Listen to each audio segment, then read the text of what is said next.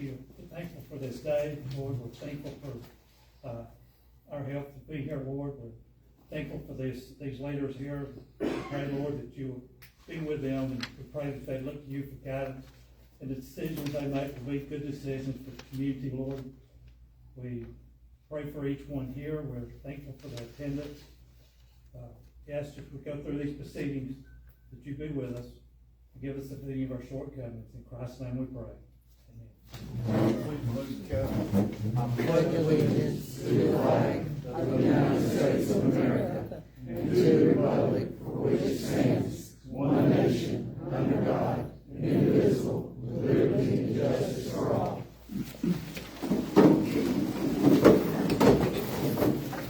Call the meeting to order. Commissioner Allen. Here. Commissioner Duggar. Here. Commissioner Myers. Here. Vice Mayor Stone. Here. Mayor Campbell. Here. Approval of minutes from July. Motion. Make a motion to approve them. Motion, Commissioner Allen. Second. Commissioner Allen. Yes. Commissioner Duggar. Yes. Commissioner Myers. Yes. Vice Mayor Stone. Yes. Mayor Campbell. Yes. And the second was by Vice Mayor. All right, citizens' comments. Ron Hudson, budgetary issues.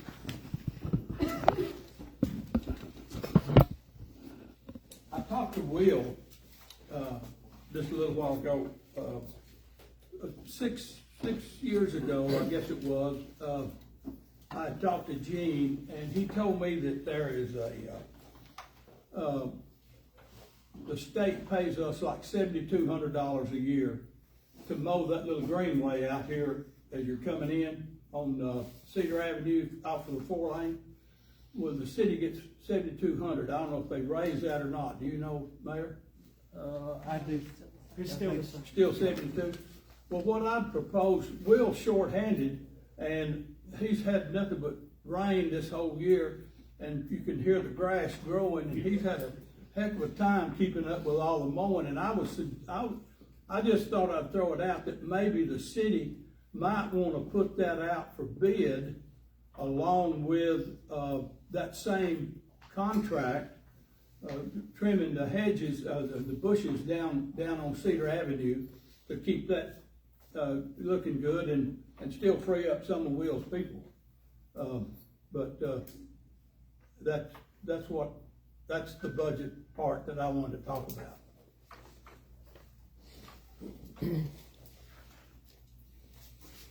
Daniel Henderley, lighter. In the lighter, is that correct?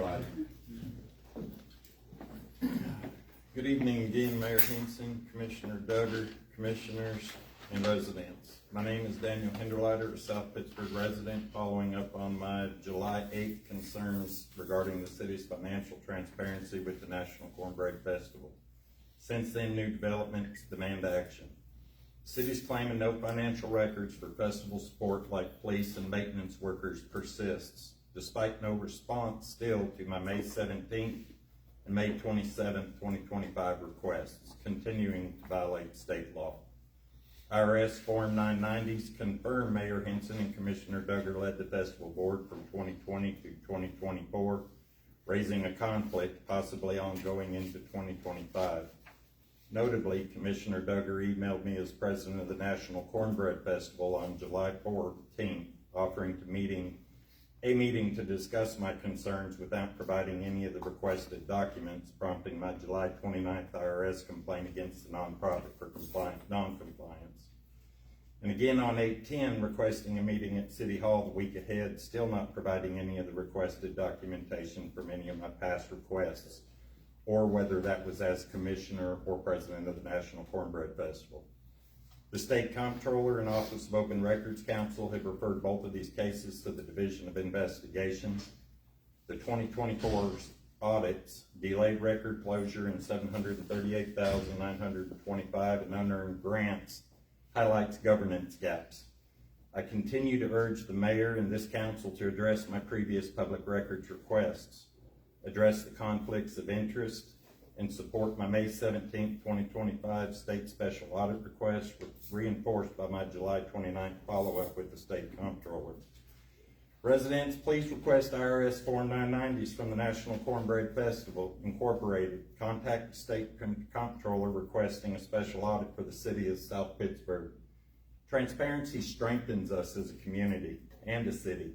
I'm proud to be a resident of South Pittsburg. We elected these individuals sitting right here at this table to govern for us.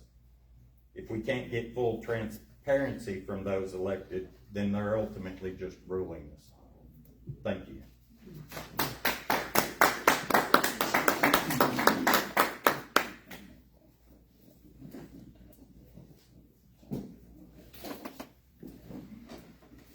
South Pittsburg Little League cheerleaders, Lindy Monter. It's Crystal Lancaster. Okay. I changed it up on you. Sorry. Good evening. Thank you for allowing me this opportunity to speak. My name is Crystal Lancaster. I'm the Vice President of the South Pittsburg Little League cheer program this year, and as well as B-Team Cheerleaders head coach. I provide physical therapy services to all of Marion County school systems, as well as being a full-time wife and mother of two. I'm here on behalf of our Little League cheer program, which proudly supports 60 enthusiastic and hardworking cheerleaders. These young athletes bring energy, teamwork, and community spirit to every game, and we've committed to providing them with a safe and supportive environment to meet our insurance requirements and ensure their continued participation. We're respectfully requesting $1,500 in funding. This support will go directly towards our coverage that protects our cheerleaders and allows our program to continue and thrive. I want to note that we have done fundraising to help with our costs, but as you know that in this financially draining economy, that money only goes so far when it comes to the cost of uniforms, palms, bows, etc., especially when there's family with multiples in the program, and we want to provide an affordable program for our community. This money would allow us to continue that. We appreciate your consideration and continued investment in our youth. Thank you.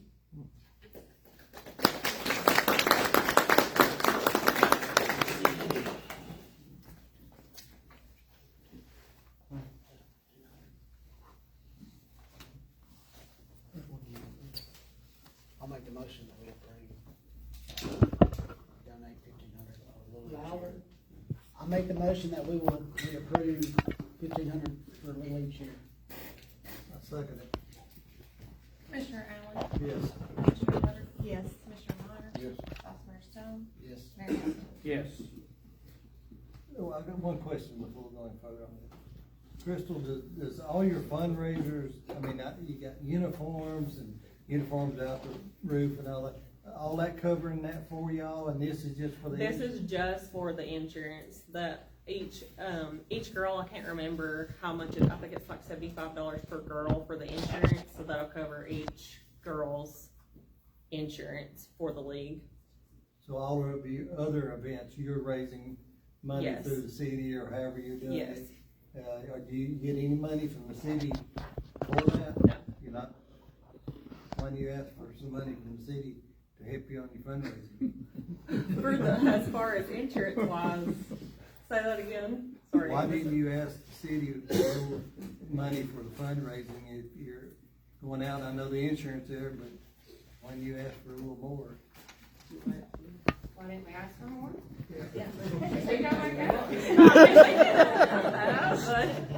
I mean, I understand, because this is not part of the school. This is Yes. part of the weekend events and stuff, ball games and stuff like that, and y'all travel, and you're spending money to represent South Pittsburg, so, I mean. We just felt like $1,500, but just the cost of insurance would be sufficient for this season. This is our first time running the committee. This is my first time being on the committee. All the committee of this year is new, so we're all kind of new to this. So we thought maybe asking for the $1,500 for insurance this year was sufficient. They'll be back. All right, Paul Don King.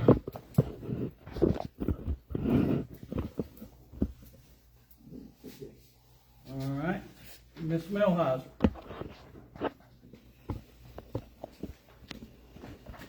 Excuse me while I hand out my homework.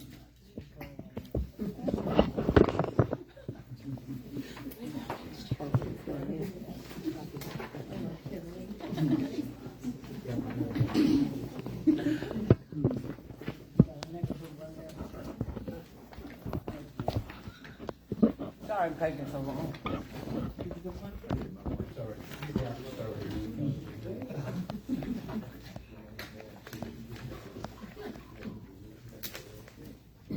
A number of months ago, the Historic Society came before this board to get permission to put historic signs along Cedar Avenue. We got the idea from Scottsboro Square. There'll be a picture and a short statement of biography. And we're just getting started to put our document together, and we wanted you to see what we're up to. And if you have any concerns, let us know. And I have extra copies if anybody would like one to see after the meeting. Thank you.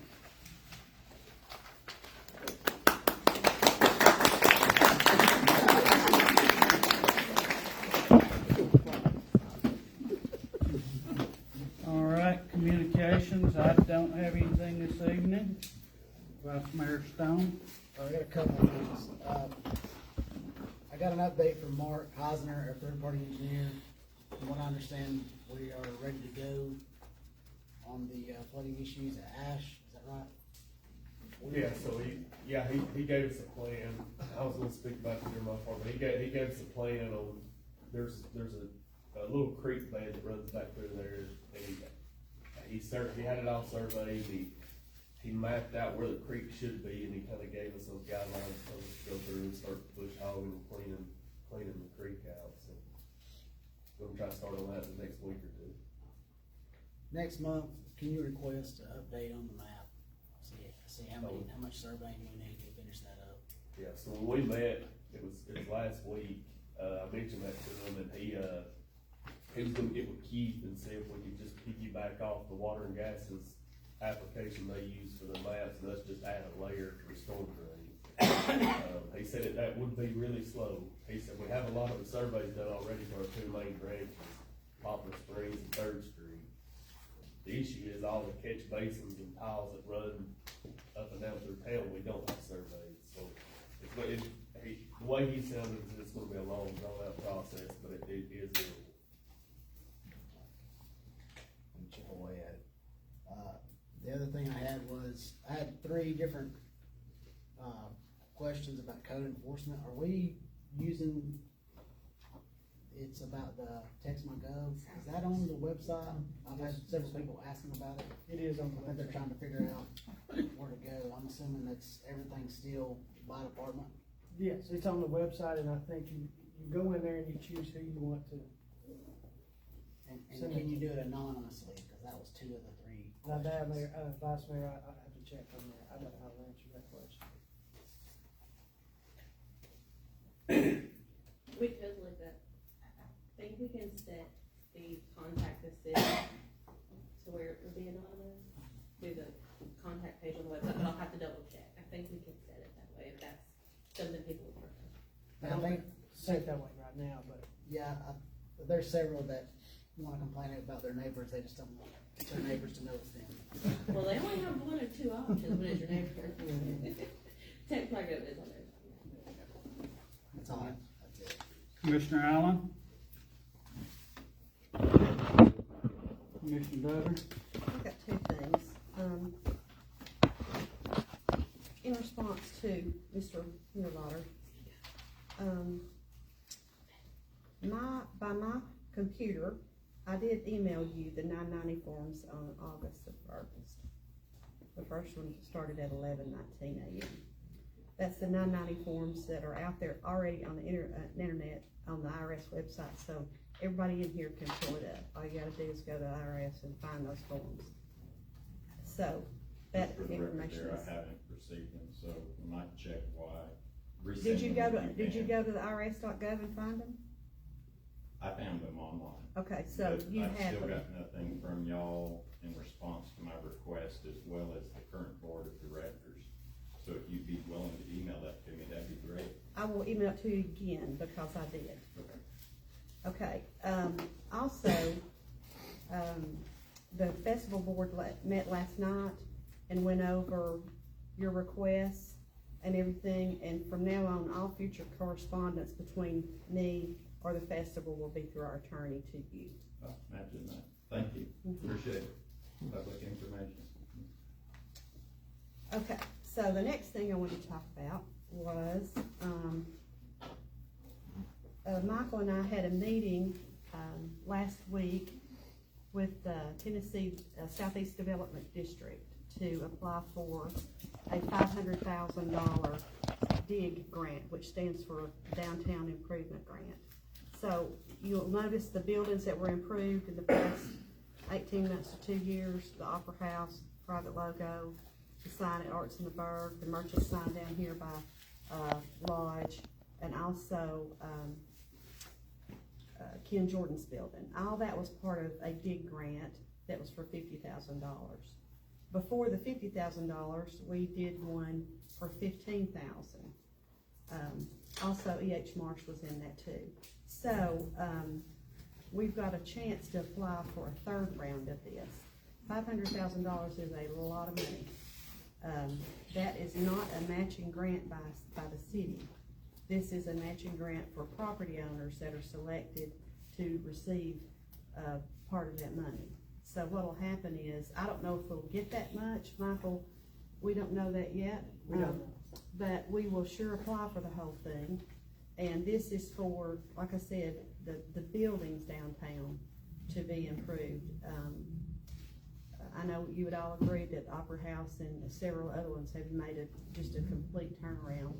And I think that second round was awesome, and I think that other property owners are very interested in seeing if they can obtain some grant money to help them too. So we'll let you know. This grant is due on September the 12th, and so we're going to be working hard to get that done. A committee will be formed of citizens, and which will be the same one that we used for the first two. Lamar, you're on that committee, and several other people to see what applications that come in. So we'll be giving you an update as we have it. Maybe not monthly if nothing's happened that much, but we'll see. And so you'll know what's going on. And another goal of ours is to turn South Pittsburg into what's called a Main Street community, and that is through the state. All these are, and it gives you more availability for grants like this and for other downtown improvements. And if you've got any questions about that, you can either ask me anytime or now or whenever, but just wanted to get you kind of in the loop on what's going on with that. I've been asked by some of the business owners down there if they've heard something about this.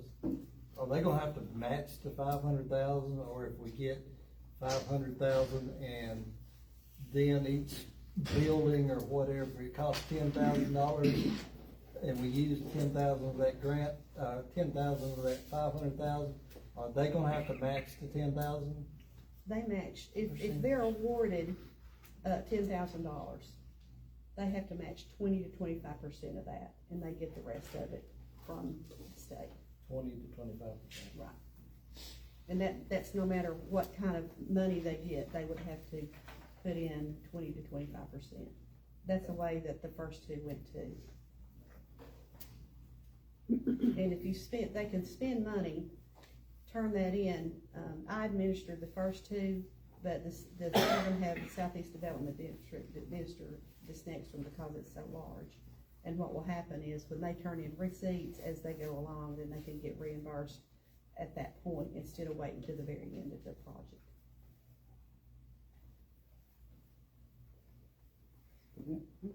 All right, Commissioner Myers. All right, City Administrator Hudson. Thank you. I only have a few things this month. As I said last month, I went to each department head prior to the budget and asked them their needs as far as equipment, because they have some aging equipment that needs to be recycled out. Last month, we purchased 3 vehicles for the chief and his police department. This month, I sent you a quote on a front-end loader for the Public Works Department. That was at the top of the list on Mr. Maynard's needs for this upcoming year. And we brought in actually 2 different pieces of equipment and allowed our men to demo that equipment for several days. And this piece of equipment that you have in your packet, this front-end loader, is the one they felt would do the best moving forward. And Mr. Maynard can speak to the equipment itself and how it operated if you guys have questions. But on the financial side of it, the lease would be for 48 months.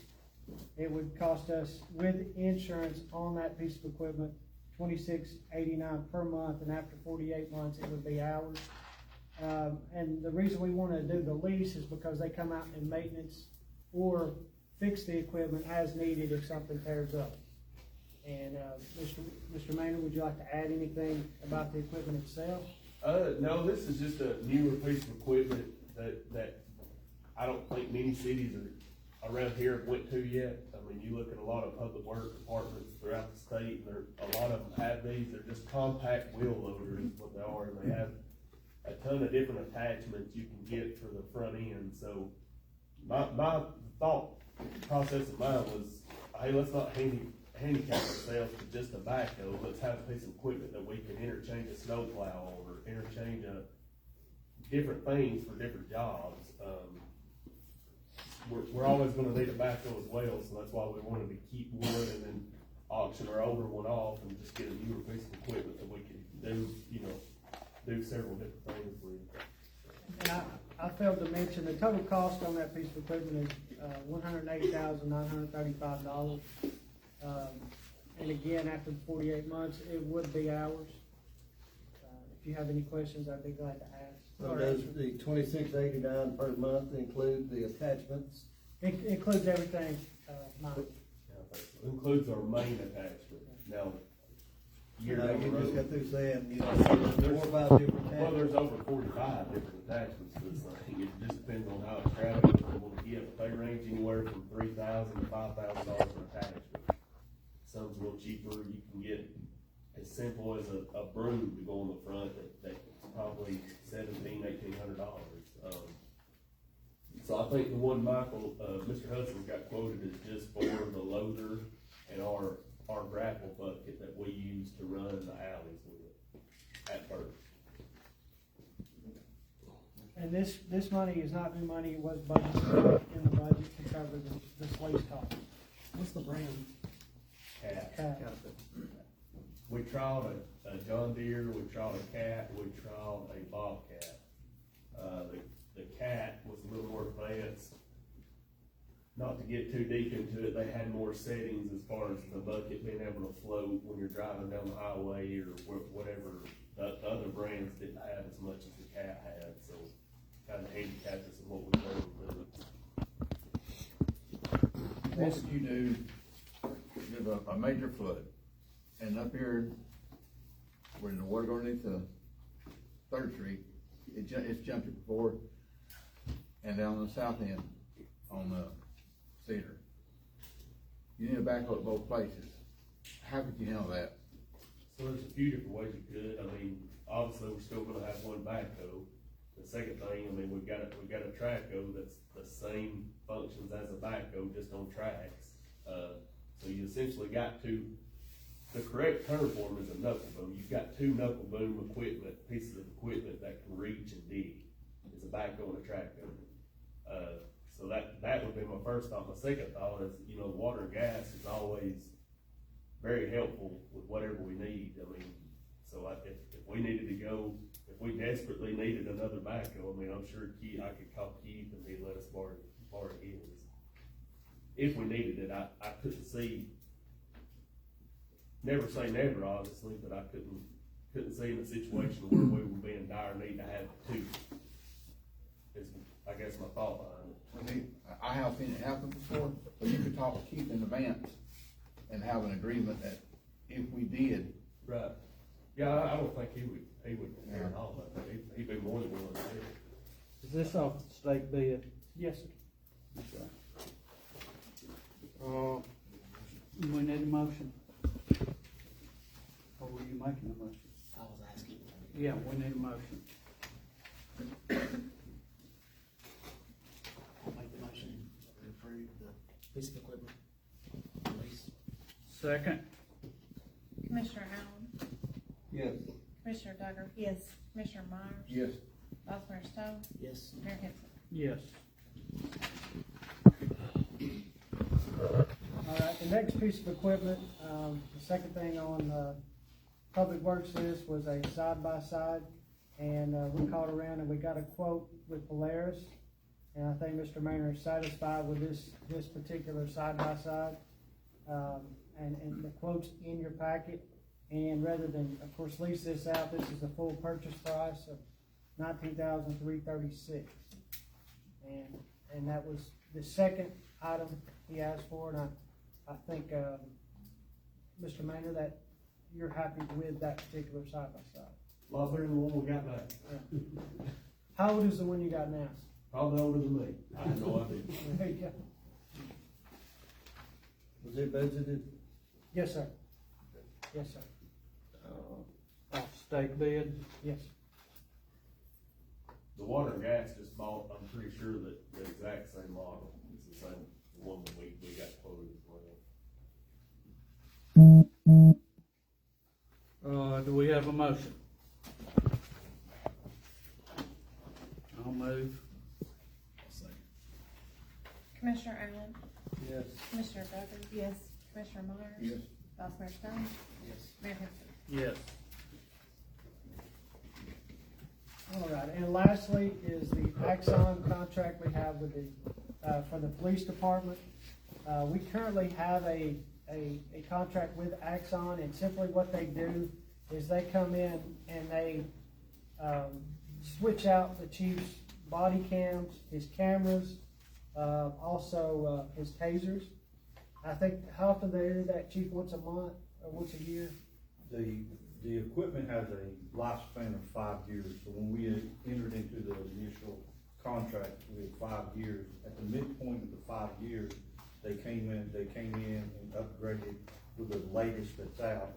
We're coming up on the end of our contract now, so instead of us having to go into a new contract, they're going to cut us the same deal as the old contract, where we're gonna get the newest equipment, plus add another taser and body camera to our inventory, to cover the new code enforcement officer.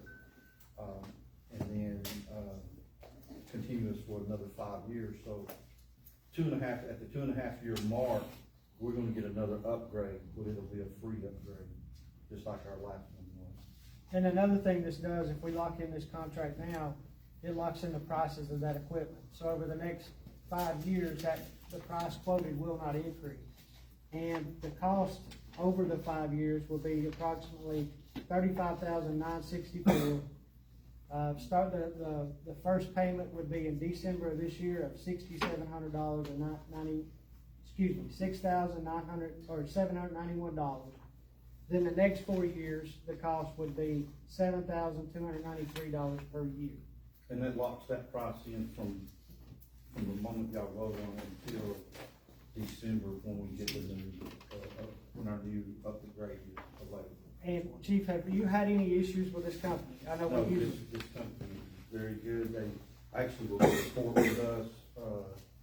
It's a nationwide company. Probably about 90% of the police departments are active with Axon, the tasers and the body cameras. This is budgeted under your budget, right? Yes, sir. Yes, sir.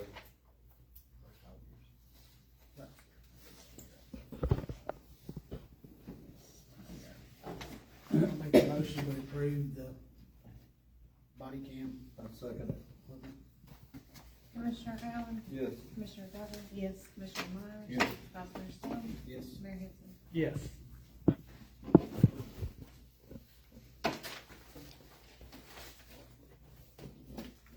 Street department?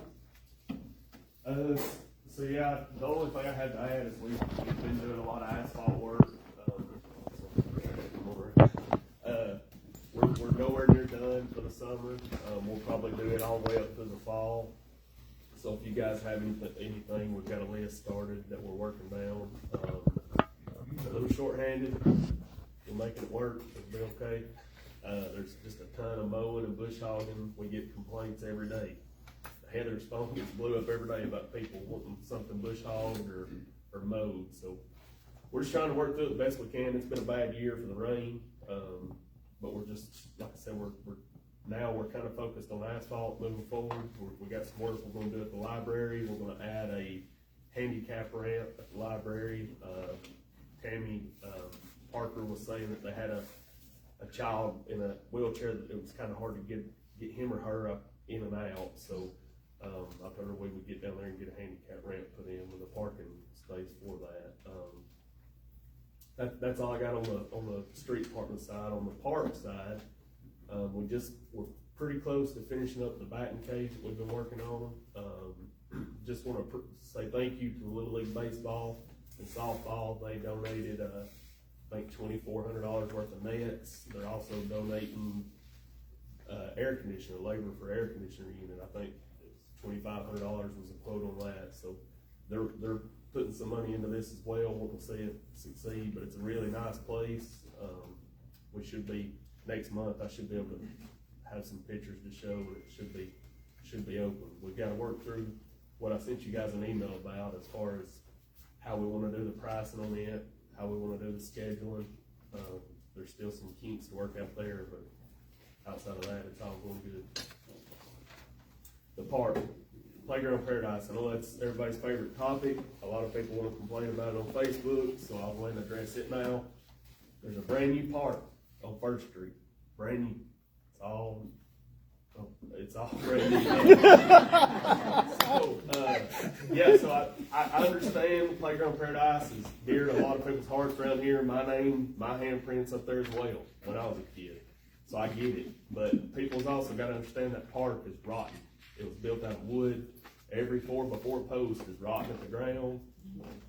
It's almost to the point to where it's not fixable. You go in and you can replace a 4x4 post. Well, what's it leading to? The next thing's rotten, the next thing's rotten, the next thing's rotten. So you might as well just tear down the whole slide assembly, because you're going to rebuild it practically anyways. So, I mean, we're up there working. We're trying to do what we can with as little as we can, but we're going to have to make a decision on that moving forward too. It's to the point to where it's non-south. I mean, you can't fix it. We can try our best to spruce stuff up. You're talking about a lot of the numbers. I've been up there. I carried my granddaughter up there probably about a month and a half ago, and I was sort of shocked and embarrassed. Is it to the point where can somebody get hurt up there? So that's one thing we did. So me and Mr. Hudson met last week. We talked about it. So we sent Michael Daniels' crew up there, and we just sent them through the park and let them just get a gauge on every piece of equipment there, every piece of playing equipment there. And that's when I went up there and really got my eyes on it and understood, well, this is bad. I didn't know it was in that bad shape until Michael really started pointing out. What they were doing was they was taking the screws that were backed out of the board that far. Well, when they tried to screw it in, it would just bust the board completely out. It was rotten. And I didn't know. I thought, well, it can be fixed. It can be screwed back down, but there was nothing to screw to. It's all pretty rotten. So to say somebody get hurt, I mean, yeah, definitely. I mean, a rotten 4x4 post falls on you, yeah. I mean, it's gonna hurt. That's just the sad reality of it. It's, like I said, we could go in, we start taking a piece at a time, trying to fix it, but I think it's gonna be so slow that, I mean, we're gonna rebuild the whole park. You're gonna have to. That's a good idea. What would that entail cost-wise from, the city? How much would it cost to actually rebuild? That's what I was in there thinking about. I mean, a lot of it was volunteer. I mean, I worked up there, a lot of people worked up there, having built that, and I'm just trying to get But we're Yeah, on we get- notice now, and that's a big time liability thing if we're on notice. That's what I'm concerned about. I know it's So been a which is complaint cheaper? for a lot of people, and I didn't want people to think, well, they're sitting back not doing nothing. That's false. There's only so much we can do without just completely tearing it down. That's my stance on it. Yeah, recently we applied for a grant and we didn't receive it, so Right, that kinda. that hurt bad. I that mean, kinda we could have put- done a lot of work with that. So I got-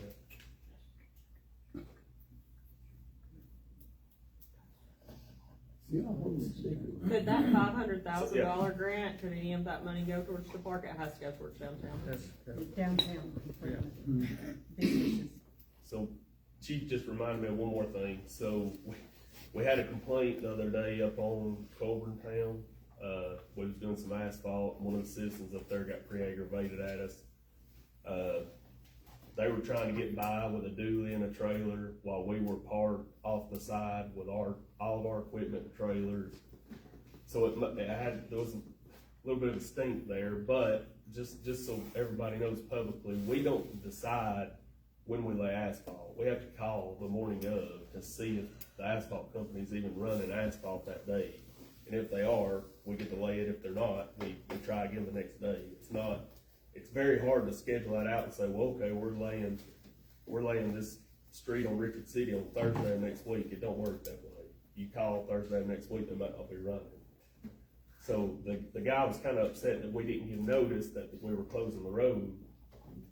In all reality, we kind of can't, unless I go knock on everybody's door at 5 o'clock in the morning saying, hey, they're running asphalt, we're gonna close your street down.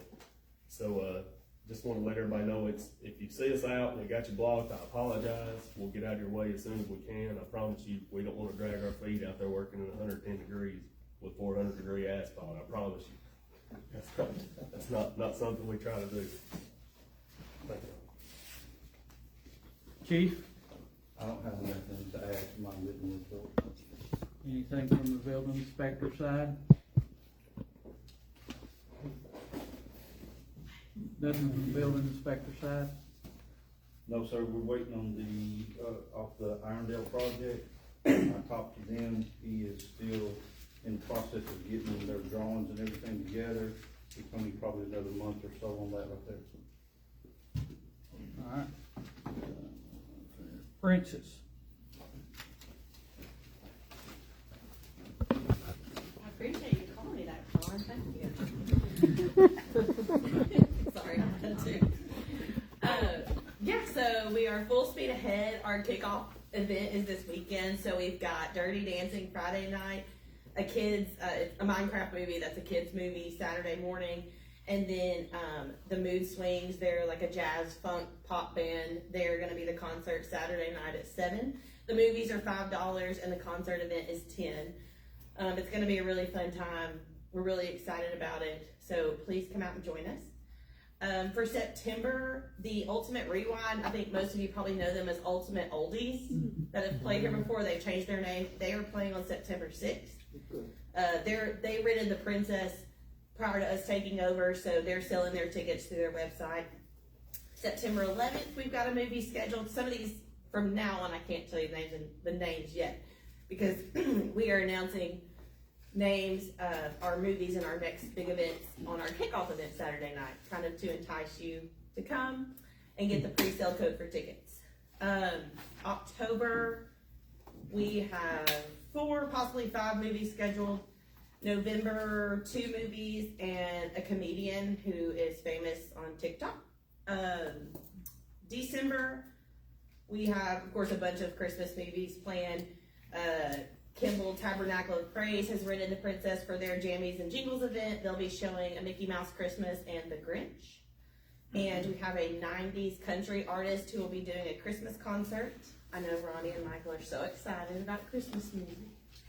And we also have a band booked for New Year's Eve. You've heard them before, but they're really fun. That's all I'll say about that one.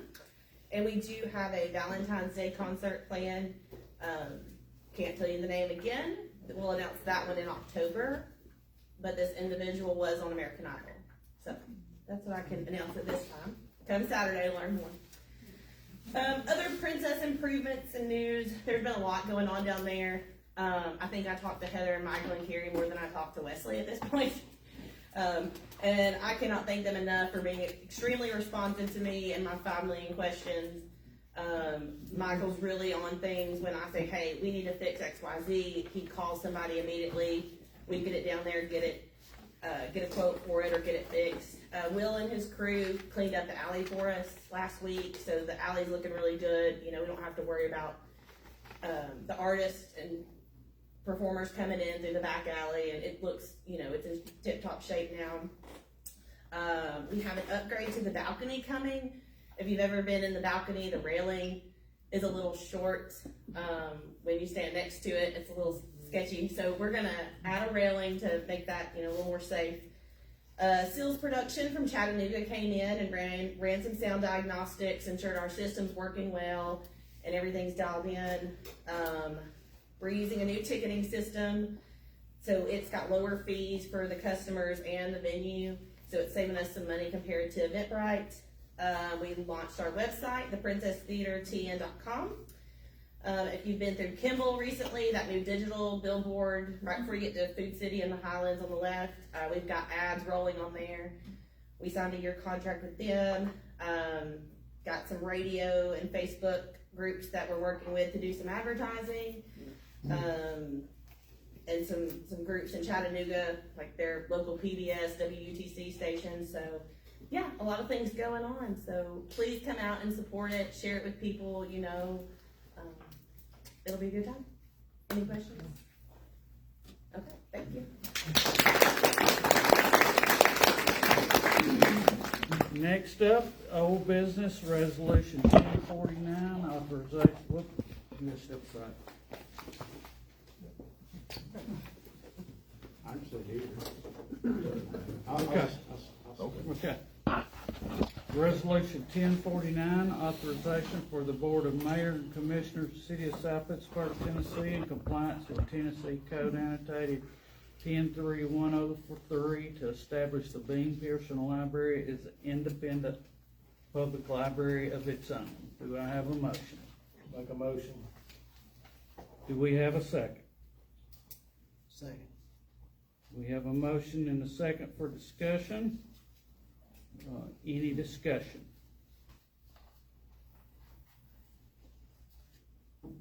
Call for the vote. Commissioner Allen? Yes. Commissioner Dudley? No. Commissioner Myers? No. Vice Mayor Stone? Yes. Mayor Hilton? No. All right, new business.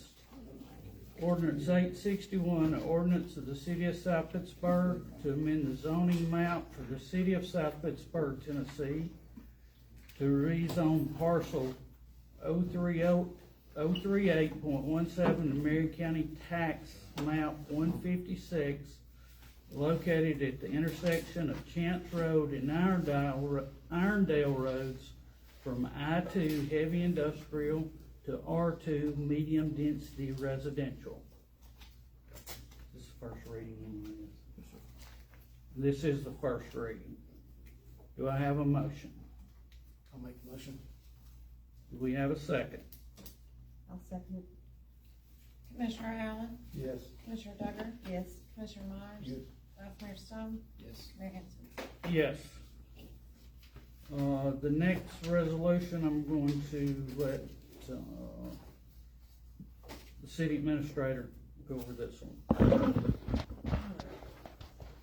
Resolution 1050, the City of South Pittsburg, it already has policy in place that limits city employees from using city equipment for personal use or personal gain. Tonight I wanted to bring this resolution before this committee to reinforce that policy and update the public on what we're doing in addition to this current policy. If I could read this resolution aloud. Go right ahead.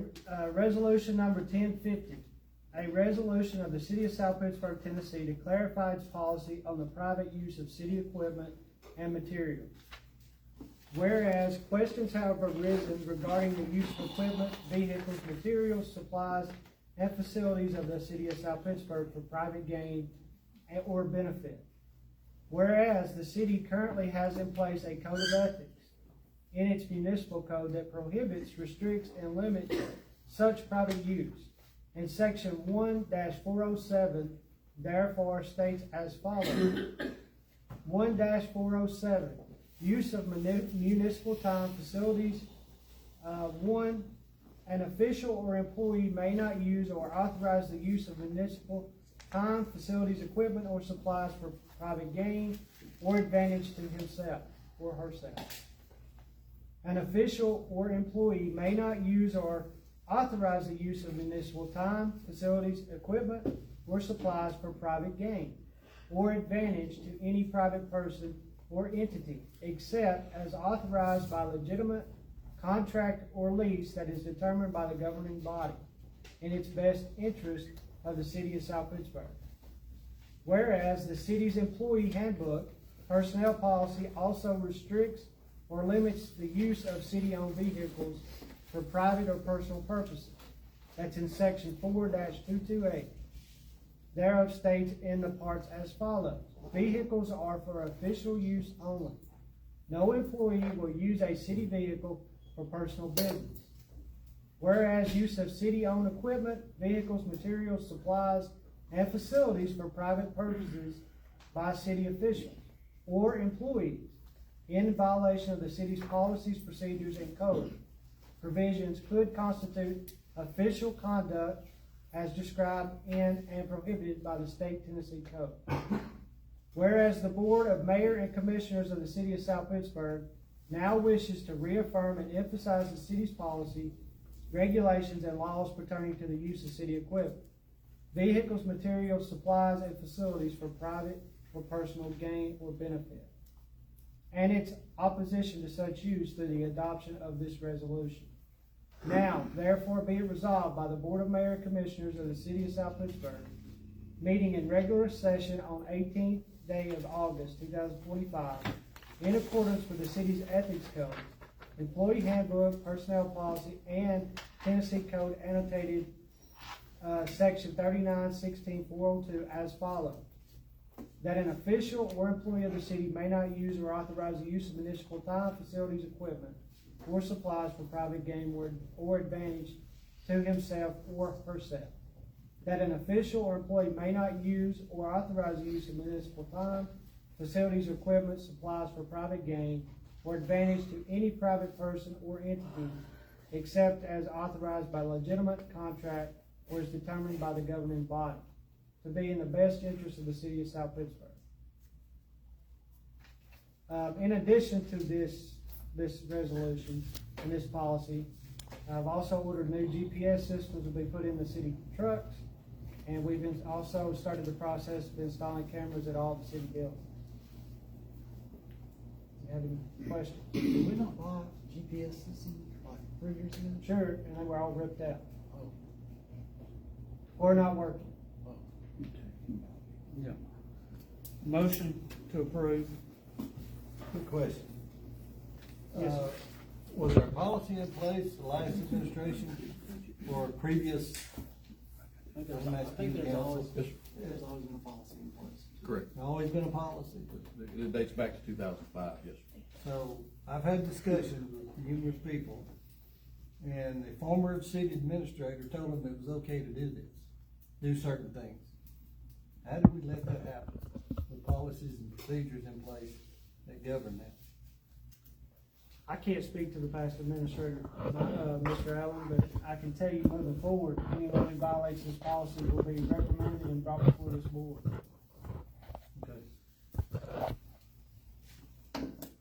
We've got a motion. Have a second. I'll second it. Commissioner Allen, Yes. Commissioner Duggar, Yes. Commissioner Myers, Yes. Vice Mayor Stone, Yes. Mayor Henson. Yes. All right, next up is lease on the American Legion Hall. Rusty Graham and Kim Jordan are here to discuss it. Would y'all come to the podium?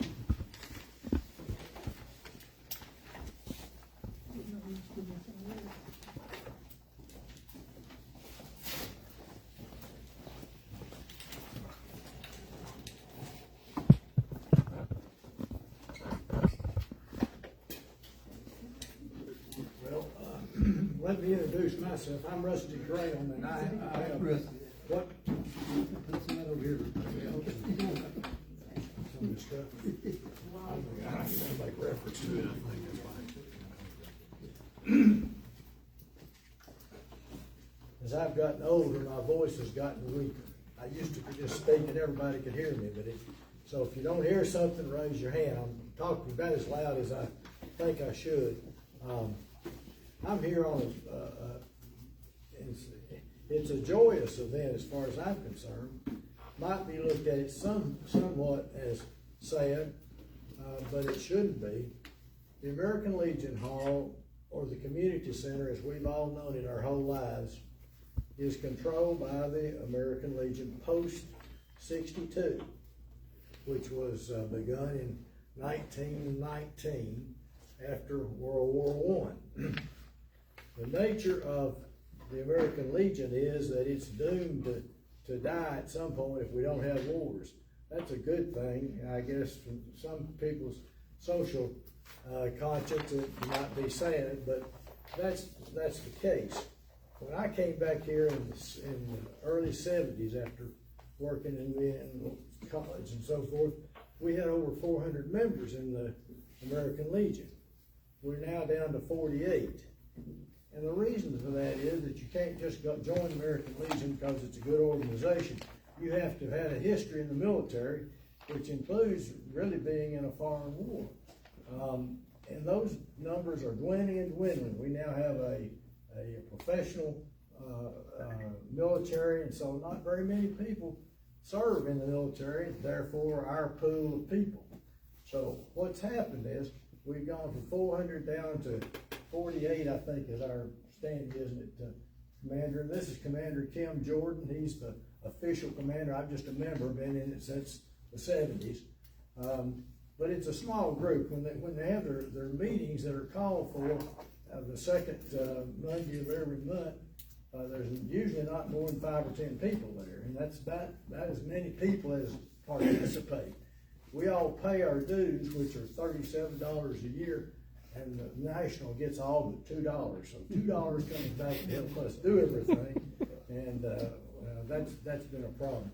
So anyway, the dwindling membership, and recently we've had some issues with handling of funds, which have put us in a situation where financially we need to turn this historic building back over to the city.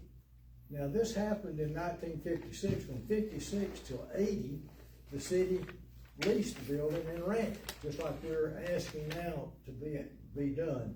We want the building to last forever. It will be 100 years old next year. I believe it's in September of next year. It will be 100 years old. And that building, if you haven't been over there, is really a neat building. It is somewhat in disrepair right now just because of our lack of funding and ability to do that. But it is a building that has the ability to earn funds. Usually, Kim, you maybe can tell them a little better about this, but we usually lease it out 4 or 5 times a month, and it's about $200 a shot. So that's money that should be able to cover costs that the city might incur. But we have a lease that was initiated, I think, by the city. It was laying there a few months ago, but it's never been approved by anybody. That basically leases it to the city for 25 years with the right for either side, if they just don't like it, to terminate the thing on 180 days notice. So really, it's a lease that hopefully will keep that building in existence as far in the future as any of us can see right now. But if somebody's mistreating somebody else about it, the lease can be terminated. I think Billy did 90% of this lease. I got a hold of it just from the Legion standpoint. We had to make some changes because of some of the language related to facts that no longer exist. But we've still kept to the ability of having a non-exclusive lease. It's exclusive to the city as far as being able to lease it to other people. The city will handle any revenues earned off the building. But it's non-exclusive as to use by the Legion. The Legion will be allowed to come in when they have their major events and have their meetings, they will be able to use it, and the office itself will be small, very small portion of the building, will be maintained by the Legion from now on. But this building has a lot of history. It was the voting precinct for many years. It was the draft office for many years. It was the public library for many years. It was a speech and hearing clinic for many years. And the city has used this building for multiple things. It's a big part of our life. It's right in the center of town, and it's a unique design. It's an Egyptian revival building. There aren't many of them still in existence. They all got popular in the 20s when this building was built. But there's a long history of this unit. The unit was actually, or the building was actually dedicated by the mayor of Chattanooga. Came down and did the dedication, which was Richard Hardy, the Penn Dixie man, but he was apparently mayor of the city of Chattanooga at the time he did that. We've had a lot of distinguished people down here. We've got a couple of war heroes that we have pictures of on there, and so forth. But what we're asking the city to do is to take this historical landmark that is still a very good and usable building. In fact, for city meeting purposes, probably can be better suited than this building for that purpose. So we're hoping that an immediate use the city would put, that we would have city meetings over there, whether we would go back to using it as a voting precinct or whatever will be up to the city, because the city will have it for that purpose. It's across the street from the old city hall, and I know that brings up questions. Well, maybe the city hall won't be there. It's not in too good a shape right now, but at any rate, it is in the middle of the heart of the town, easy to park, easy to get into. The Legion did about 10 years ago spend over $100,000 really bringing it up. It had gotten to the point it was about like playground paradise. It had fallen in. It's not that way now, although it is starting to show some needs, cosmetic needs that hopefully the city will be able to do as part of their lease. What the lease does is leases the city, and so it's your baby. You pay for everything about it and make it available to us on a limited basis. But it'll keep the building there, and that building it's on the historic register. Been on since 2016. 14 or 16. Yeah. So I mean, and there's if you want to know something about this building, I started to give you a long history because I went in and found the application for the National Register of Historic Places that was done. It's a very lengthy application process. The Development District did it. And there's a lot of interesting history about this building there. There's also a big fat folder. I went down to the museum, and there's a huge file, somebody's scrapbook that's basically good up to about 1980 about this building and so forth. I think it has one item in the 1990s. But at any rate, it's just part of the town, and we're asking, our executive committee met and thought this was a good idea, that we proposed to lease it back to the city. And I will take just one moment, if I could, and read to you something said by the first Adjutant General of the American Legion here in Marion County. That was part of this folder. It said he was addressing the folks at the beginning of the building project. This building cost $20,000 to build. It cost $15,000, but by the time it got through, it cost them $20,000. And everybody put money in. They had to pay things and so forth. But at any rate, when they were kind of making the final plans to build the building, A.E. Legg, who was the Adjutant General at the time, way back there, said that Post 62 is not going to quit. The American Legion must, of course, pass out of existence, as only veterans of the 1917 World War are eligible. But before we pass on, we will finish the program that we have started. We will pay for our Legion building, and it will be a Legion home as long as Legionnaires live. When we are gone, it becomes the property of South Pittsburg and Marion County. So the intent has always been that it would be a public building there for everybody, regardless of the status of the Legion. And this is Kim Jordan, and he's the actual head man down there. And Kim, if you'd like to say a few words? I think you covered pretty much most of it. Like you said, it's a historical landmark. It is on the Tennessee Historical Landmark list. We have a plaque and everything out front. The proposal that we've talked to the city and the city attorney about is the city leasing the building from us, and the city can use it. We can still use it for all of our functions, and the city can also rent it out. It's being rented out right now by us, but if the city takes over the building, they'll also take over that. There's, I think everyone's had a chance to review the lease. Are there any questions about it or anything? Do we have a motion? Make a motion to approve the release. Have a motion by Commissioner Allen, second. Second it. Second by Commissioner Duggar. What was the motion? To approve the lease. Approve the lease. The what? Approve the lease. Oh, okay. Commissioner Allen, Yes. Commissioner PA Duggar, system is so good. Commissioner Myers, Yes. Vice Mayor Stone, Mayor Henderson. Yes. Have a motion to adjourn. Commissioner Allen, Commissioner Duggar. Yes. Commissioner Myers, Vice Mayor Stone. Maybe they don't want anybody to hear what they're saying.